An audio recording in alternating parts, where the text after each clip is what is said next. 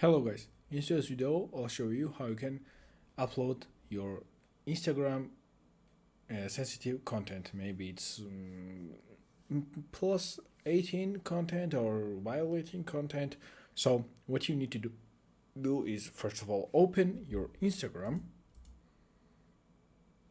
Then what you need to do is click create obviously and then upload your photo. For my example, I'll upload something else.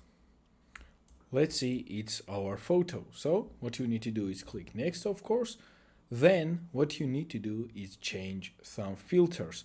You can't upload your photo without any filters on it, so you have to just like change anything as you like. Then you can make adjustments here.